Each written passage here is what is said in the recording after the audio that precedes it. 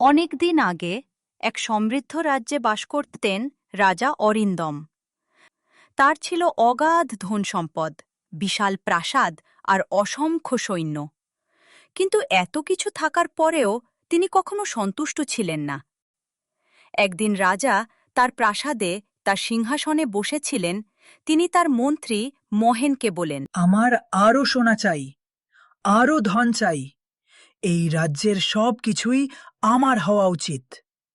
মন্ত্রী, যাও, গ্রামে প্রচার করে দাও আমি ডেকেছি, আর যে আমার ডাকে আসবে না তাকে গ্রাম থেকে বের করে দেওয়া হবে। ঠিক আছে মহারাজ, আপনার কথা মতোই হবে।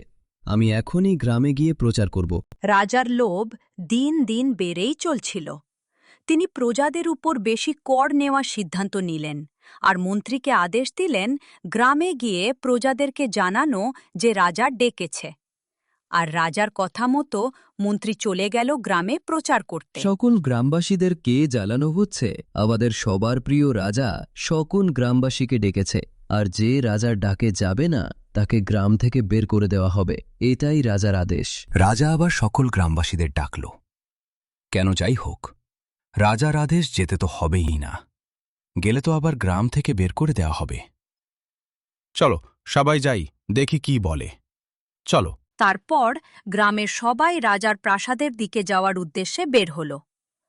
তারপর কিছুক্ষণ জঙ্গলের রাস্তা দিয়ে হাঁটার পর তারা সবাই রাজার প্রাসাদে পৌঁছাল। সবাই এসেছো তো? সবাই বলল, হ্যাঁ মহারাজ, আমরা সবাই এসেছি। আমি খুশি হলাম যে তোমরা সবাই এসেছো। আচ্ছা, তাহলে আমি শুরু করছি। যে আমি কেন তোমাদের ডেকেছি, এখন আমি যা বলবো তোমরা সবাই মন দিয়ে শুনবে। আজ থেকে তোমরা যা রোজগার করবে তার মধ্যে 3/2 ভাগ তোমাদেরকে আমাকে দিতে হবে কর হিসেবে। আর যে আমার আগে মানবে না তাকে কঠিন সাজা দেওয়া হবে। রাজার এই কথা শুনে সবাই চিন্তিত হয়ে গেল, কিন্তু তাদের কিছু করার ছিল না। রাজার আদেশ মানতেই হবে।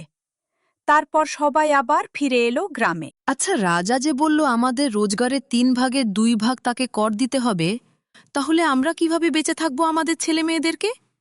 আমরা কি খাওয়াবো? আমিও তো সেটাই ভাবছি না। সব পরিশ্রম আমাদের করতে হবে, আর আমরা ভালো মন্দ কিছু খেতেও পাব না। সব যে রাজাকে দিয়ে দিতে হবে। এভাবে কি বেঁচে থাকা যায়? তারপর গোপাল হাতে কুড়ুল নিয়ে বনে যায় কাঠ কাটতে। তারপর সে সকাল থেকে বিকেল পর্যন্ত পরিশ্রম করে কিছু কাঠ নিয়ে বাড়ি ফিরছিল।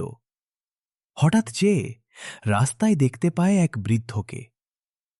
বৃদ্ধ গোপালকে দেখে বলে, বাবা, তোমার কাছে কি একটু জল আছে? আমার না, অনেক জল তেষ্টা পেয়েছে। আমার গলাটা শুকিয়ে গিয়েছে। মনে হচ্ছে জল না খেতে পেলে আমি এখানেই মারা যাব।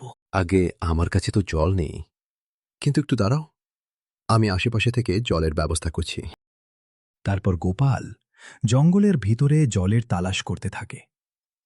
সে শুনতে পায় একটু আগে একটা ঝর্ণা বইছে।